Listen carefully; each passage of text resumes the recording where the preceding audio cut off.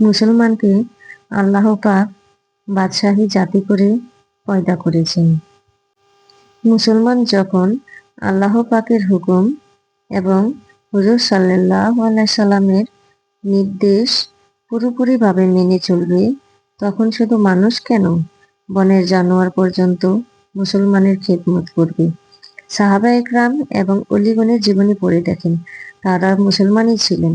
বাঘ পর্যন্ত তাদের কথা শুনছে, সাপ ফনা বিস্তার করে তাদেরকে ছায়া দিয়েছে, কারণ তারা পুরোপুরিভাবে আল্লাহর হুকুম ও রাসূলের নির্দেশ অনুযায়ী আমল করেছেন। আজ মা বোনদের সমাজে করুণ অবস্থা দেখে বুক ফেটে যায়।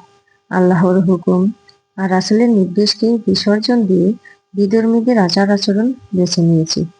নামাজ নাই, পর্দা নাই, সত্য কথা নাই, গান বাজনা আর টিভি নিয়ে বসে থাকে। মুখে মুখে মুসলমান দাবি করলেই মুসলমান হওয়া যায় না। ডাক্তারের ছেলে যদি ডাক্তারি না পড়ে নিজেকে ডাক্তার বলে দাবি করে, তাহলে সেটা কে মানবে না? তাই মুসলমান হওয়ার গুণাগুণ অর্জন না করলেও আল্লাহ পাক মুসলমান বলে গ্রহণ করবে না। তাই আল্লাহ পাকের দরবারে লক্ষ লক্ষ শুকরিয়া, যার কুদরতি হাতের মুঠোয় আমাদের জীবন মরণ, যিনি আমাদেরকে দর্শন শক্তি, শ্রবণ শক্তি, স্মৃতিশক্তি, দুনিয়ার নানা রকম নিয়ামত ভোগ করার শক্তি দান করেছেন।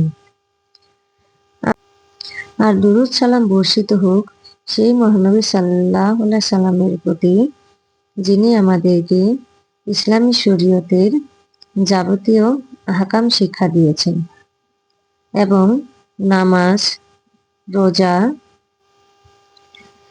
হজ ও যাকাতের নিয়ম পদ্ধতি শিখাইয়াছেন।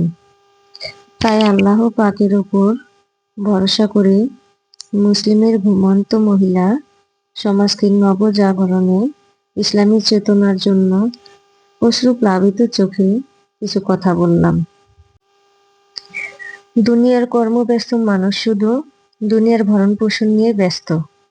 জানাজার খাটের দিকে একটু চেয়ে চিন্তা করে দেখুন, আমারও একদিন এভাবে দুনিয়া ছেড়ে চলে যেতে হবে। কবরস্থানে গিয়ে একটু দেখুন, কত মানুষ সেখানে শুয়ে আছে। তারাও তো একদিন কর্মব্যস্ত ছিল, কিন্তু এই ব্যস্ততা তাদেরকে মৃত্যু থেকে ফিরায় রাখতে পারে নাই। এই ব্যস্ততার মধ্যে আখিরাতের সম্বল জোগাড় করে নিতে হবে।